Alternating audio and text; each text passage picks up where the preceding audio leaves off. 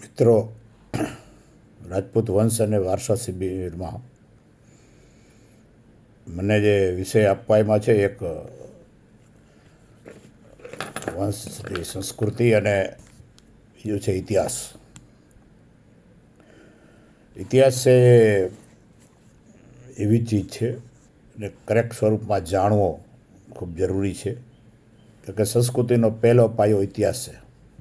તમે ઇતિહાસ જ ન જાણતા હો તો તમે સંસ્કૃતિ અને પરંપરા જાળવી ન શકો. પણ ઇતિહાસમાંથી શીખવાનું છે. ઇતિહાસને રિપીટ નથી કરવાનો. ઇતિહાસ જે હોય, ભૂતકાળમાં આપણે જે ભૂલો થઈ હોય એના ઉપર ગહન અભ્યાસ કરી, ચિંતન કરી, સ્ટ્રેટેજી કરીને આપણે જીતા હોય લડાઈ, હજારો લડાઈ જીતા છીએ, હજારો અમુક લડાઈઓ હાર્યા છીએ, પણ હારમાંથી આપણે હવે શીખવાનું છે. જે ભૂતકાળમાં જ ભૂલો કરી, આપણે હવે હારવું નથી, હારવા માટે લડવું નથી. અને એટલા માટે ઇતિહાસને સત્ય સ્વરૂપે જાણવો બહુ જરૂરી છે. ઇતિહાસમાં એક્ઝાગરેશન ન કરાય. એ સિવાય આપણે હારી ગયા હોય તો કે ભાઈ જીતી ગયા, એને ઇતિહાસ ન કહેવાય. ઇતિહાસમાં તમે સાચા સ્વરૂપમાં જાણો તો જ તમે ઇતિહાસમાંથી શીખી શકો. ગુજરાતમાં જ આપણે ભારતમાં તમે જાણો જ છો કે જે આજથી 6000 વર્ષ પહેલાં સમ્રાટ ભારત હતા, એને ભારત વર્ષની સ્થાપના કરી હતી. જે ભગવાન શ્રી કૃષ્ણથી 1000 વર્ષ પહેલાં એના પણ એ વડવા હતા, જે ચંદ્રવંશી રાજા હતા, જે મને ડિટેલમાં મેં પહેલાં વાત કરેલી જ છે, કે જે શકુંતલા અને રાજા દુષ્યંતના પુત્ર હતા, જેનું નામ સર્વદમન હતું. અને રાજ્યારોહણ થયો ત્યારે એનું નામ સમ્રાટ ભરત રાખ્યું હતું, અને દેશનું નામ ભારત વર્ષ રાખ્યું હતું.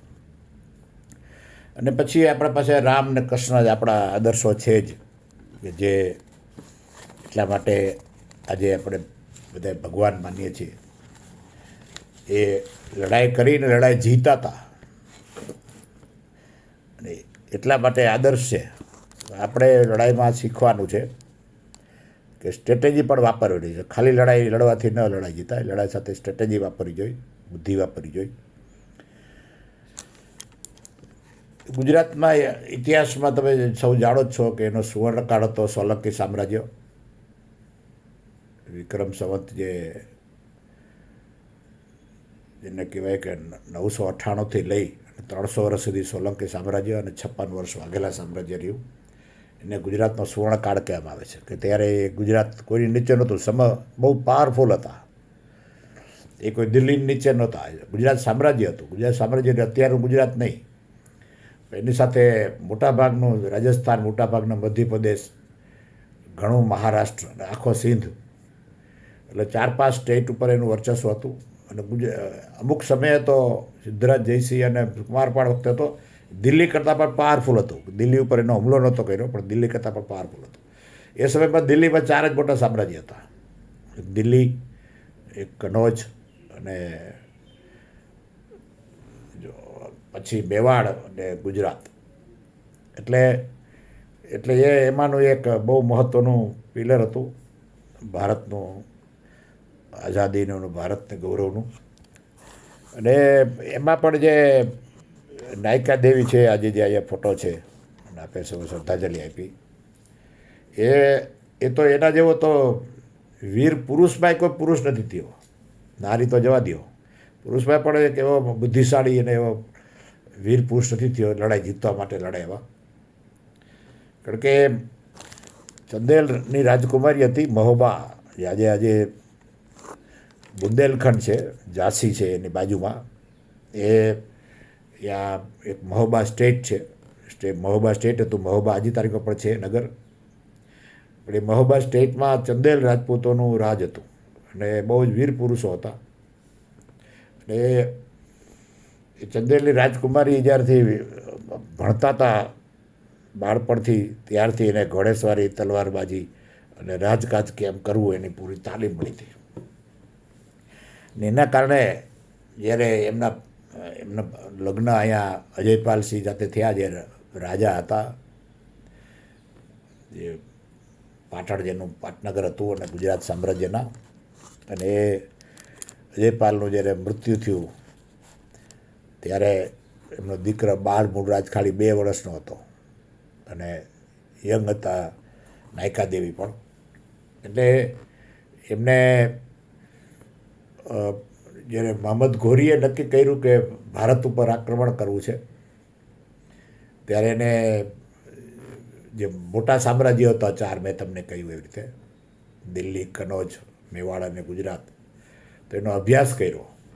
તો એને લાગ્યું કે ગુજરાત એક બહુ મોટું સામ્રાજ્ય છે, સમૃદ્ધ છે, અને અત્યારે એક વિધવા મહિલા એના ઉપર શાસન કરે છે અને રાજા તો ખાલી 2 વર્ષનો જ છે. એટલે જ એને લાગ્યું કે અહીંયા હેલું છે હાવ, એટલે સીધો ગુજરાત ઉપર કૂચ કરી. એટલે માહિતી મળી કે ગુજરાત ઉપર કૂચ કરી છે. એટલે નાયકા દેવીએ બુદ્ધિ વાપરીને ભારતના તમામ રજવાડાને, મોટા મોટા તમામ રાજ્યોને એને મેસેન્જર મોકલીને લેટર લખ્યા કે જે પ્રદેશથી આક્રમણ આવે છે, દેશ ગુલામ ન થઈ જાય એટલા માટે આપણે બધાએ આવો અને હરાવીએ. બીજા રાજાઓએ તો બહુ પ્રોત્સાહન ન આપ્યું, બહુ રિસ્પોન્સ ન આપ્યો, પણ જે એમનું જે પિયર હતું મહોબા, એને બહુ વીર પુરુષ હતા, ચંદેલ રાજપૂતો એ આવ્યા. જે એમના જે સામંત હતા, જે આબુમાં પરમાર રાજા હતા, એમને કીધું ને એમણે નાયકા દેવી પર બરાબર લાગ્યું કે અહીંયા આપણે એને રસ્તામાં જ આવે, આબુથી નીકળે તો અહીંયા જ રોકી લઈ, અહીંયા આવે ને આપણે હારી જાય તો આપણી પ્રજાને તકલીફ પડે, લૂંટફાટ કરે, એટલે આપણે આબુમાં સામેથી જાય. એટલે એમની પાસે જે આ જે પોતાનું સૈન્ય હતું, વિશાળ સામ્રાજ્ય હતું, હાથી ઘણા હતા એની પાસે. એટલે એ બધું લઈ અને સામેથી આબુની ઘાટીમાં લડાઈ કર્યા. કારણ કે તમે જાણો છો કે પહાડી હોય અને એમાં જે ઘાટી હોય એમાં એક ખેડી હોય, એક લાઈનમાં સૈનિકો અને ઘોડાઓ હાલી શકે. એટલે જેમ ચારે બાજુથી ઘેરી લીધા અને જેમ આવતા ગયા મારતા ગયા, એટલે એના કારણે 10-12 હજાર મરી ગયા, ભાગવું પડ્યું, બધાય ભાગ્યા. અને એને હતું કે મને દેખીને હાથી ઉપર હતો ઘોરી, એ ઉતરીને ઘોડા ઉપર બેસીને વેશ પલટો કરી, સાધુનો વેશ લઈને વેશ પલટો કરીને ભાગી ગયો, માન પોતાનો જીવ બચાવી. એવી રીતે ભાગ્યો કે જિંદગીમાં કોઈ ગુજરાતનું સામું ન જોયું. આપણે જાણો છો કે 1178માં આ લડાઈ થઈ હતી, જેમાં નાયકા દેવીએ મહમ્મદ ઘોરીને હરાવ્યો હતો. એને જે ભારતમાં પૃથ્વીરાજે એક વખત 1191માં હરાવ્યો હતો ઘોરીને, પણ 1192માં ફરીથી હુમલો કરી અને પૃથ્વીરાજ હારી ગયા હતા. એટલે ભારત ગુલામ થઈ ગયો 1192માં. પણ એક બહુ મોટો જે ઐતિહાસિક જે ઘણા લોકોને ધ્યાનમાં નથી અને ઘણા એની વાત નથી કરતા, એ છે કે ભારત 1192માં ગુલામ થઈ ગયું હતું પૃથ્વીરાજ ચૌહાણ હારવાથી. પણ ગુજરાત 1301 સુધી સ્વતંત્ર હતું.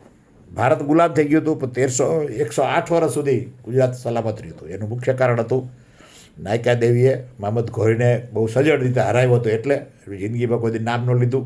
એના વારસોએ એના પછીને જ શાસન આવ્યું 108 વર્ષ સુધી, એને ગુજરાતનું કોઈ નામ ન લીધું. એટલે આવું એક મહાન વ્યક્તિત્વ હતું અને મહાન સામ્રાજ્ય હતું જે સોલંકી સામ્રાજ્ય. એનો ઇતિહાસ આપણે યાદ રાખવો જોઈએ અને કેવી રીતે એને આ બધી વિજયો મેળવા એનો પણ અભ્યાસ કરવો જોઈએ. બીજું છે કે જે અત્યારે જે એની નોંધ લેવામાં નથી આવતી અને એને લોકોને જે ખબર નથી કે નાયકા દેવી કઈ મહાન વ્યક્તિત્વ હતું. એ સિવાય પણ જ્યારે ગુજરાતમાં જે સલ્તનત આવી, મુસ્લિમ સલ્તનત, ત્યારે હંમેશા જે પોતાના પેર જમાવવા મહેનત કરતા હતા. ત્યારે કહેવાય છે અમદાવાદ એકચ્યુઅલી તો એ કર્ણાવતી છે, કર્ણદેવ સોલંકી એની 1230માં સ્થાપના કરી હતી, 1130માં વિક્રમ સંવતમાં. અને એને એનું નામ લગાડી દીધું અમદાવાદ. એટલે આજે તારીખ આપણે અમદાવાદ કરે છે, કારણ કે અહીંયા કોઈ યોગી આદિત્યનાથ નથી, એટલે ઇતિહાસને તોડી મરોડીને. તો એ અહમદ શાહ સામે રાજપૂત રાજાઓએ, જેમાં જે 24 વર્ષ સુધી 12 લડાઈ કરી હતી, 24 વર્ષ સુધી સંઘર્ષ કર્યો હતો. પ્રજાને ખબર છે, જો એ મહાન સામ્રાજ્ય ઈડરના રાજા રાવ રણમલ અને પૂંજાજી, જે ચૌહાણ રાજા જે ચાંપાનેર છે, પાવાગઢ એના રાજા ત્રંબકદાસ, નાંદોદ અને રાજપીપળાના ગોહિલ રાજપૂતો, અને સૌથી વધારે છત્રસાલજી ઝાલાવાડના રાજા, અને ઠેઠ જુનાગઢના રા માંડલી, એ બધાએ બાર લડાઈઓ કરી હતી. 24 વર્ષ સુધી સંઘર્ષ કર્યો હતો કે અહીંથી પરદેશી આક્રમણ અહીંયા ગુજરાતમાં પોતાનો પેર ન જમાવે. એટલે આ બધો ભવ્ય ઇતિહાસ છે, આપણે જાણવો જરૂરી છે. અને મેં આપને કહ્યું ઇતિહાસમાંથી શીખવું બહુ જરૂરી છે. ને એક ઝલક તમને આપી છે. ઇતિહાસ આપણે કેલેન્ડરમાં બહુ ડિટેલમાં આપણે કેલેન્ડરમાં છાપીએ છીએ દર વર્ષે, જે 25 વર્ષથી આપણું કેલેન્ડર પ્રકાશિત થાય છે. અને એ કેલેન્ડરને આધારિત આપણે ઇતિહાસ જ્ઞાન કસોટી યુવા પાક લઈએ છીએ. આવતા વર્ષે પણ લેવાના છે. 5મી એપ્રિલે દિગ્વિજયસિંહ એના કન્વીનર છે. તો આપણે ઇતિહાસ જ્ઞાન કસોટી જરૂર આપીએ અને ઇતિહાસને આપણે અભ્યાસ કરીએ. ખૂબ ખૂબ આભાર. જય માતાજી, જય ભારત વર્ષ.